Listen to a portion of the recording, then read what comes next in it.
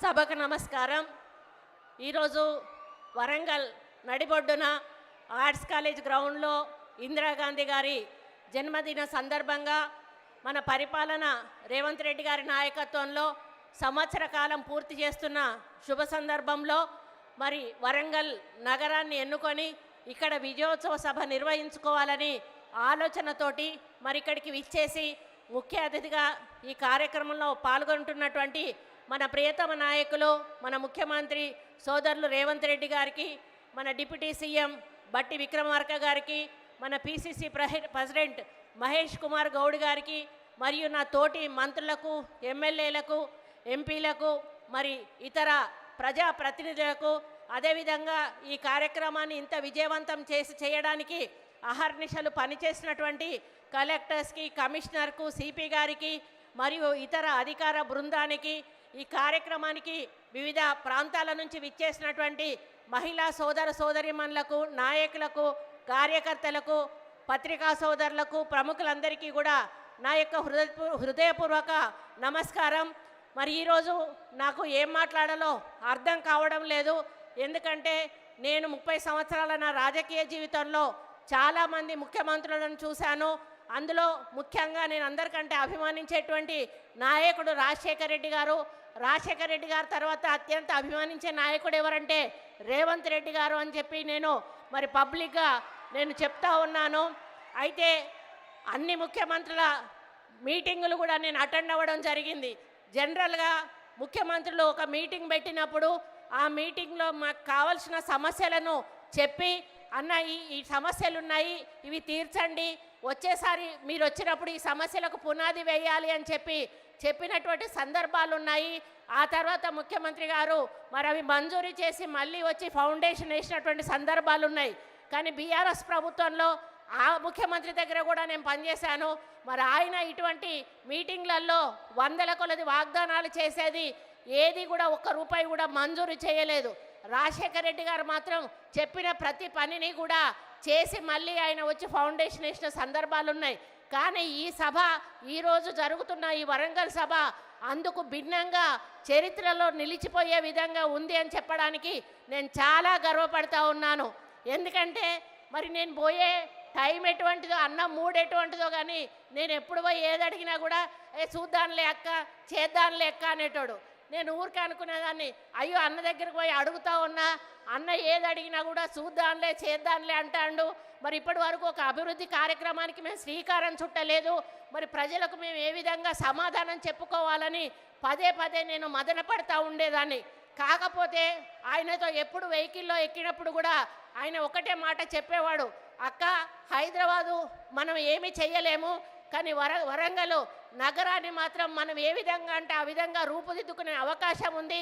కాబట్టి వరంగల్ని ఎన్ని ఫండ్స్ అయినా కూడా ఇచ్చి ఒక మంచి పట్టణంగా తీర్చిదిద్దడానికి మన వంతు సహాయం సహకారం తప్పకుండా ప్రభుత్వం నుంచి ఉంటుంది. దానికి మాస్టర్ ప్లాన్ అనేది చెయ్యాలి అని వారు కోరడం జరిగింది. మరి మా ఇన్ఛార్జ్ మినిస్టర్ శ్రీనివాస్ రెడ్డి గారు ఇక ఆయన పట్టుకున్నాడంటే ఉడుపు పట్టే వదిలిపెట్టాడు. ఇక అధికారుల వెంటపడి వేటాడి మరి మమ్మల్ని పదే పదే రివ్యూ మీటింగ్స్ పెట్టించి మాకు ఒక ప్రణాళిక అంటూ సిద్ధం చేసి ముఖ్యమంత్రి గారి దృష్టికి తీసుకుపోవడం జరిగింది. మరి ముఖ్యమంత్రి 19వ తారీఖు వస్తున్నారు అంటే జనరల్గా ఏదో మహిళలకు సంబంధించిన మీటింగ్ పెట్టి వెళ్ళిపోతారేమో అని నేను అనుకున్నాను. కానీ గత వారం రోజుల నుంచి సెక్రటేరియట్లో జరిగిన హడావిటి అంతా ఇంత కాదు అని చెప్పక తప్పదు. అన్ని డిపార్ట్మెంట్స్ కూడా అలర్ట్ అయిపోయాయి.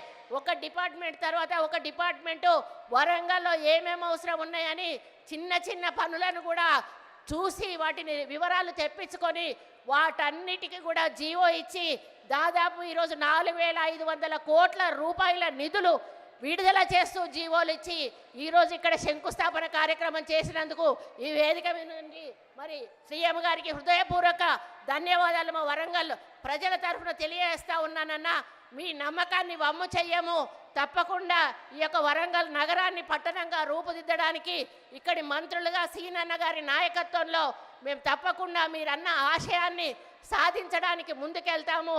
అది ఈరోజు ఒక మహిళ ప్రధానమంత్రి ఇందిరాగాంధీ గారి పుట్టినరోజు సందర్భంగా 2 మహిళా మంత్రులం ఇక్కడ ఉన్నాము, ఒక మహిళా మేయర్ ఉంది, ఒక మహిళా ఎంపీ ఉంది.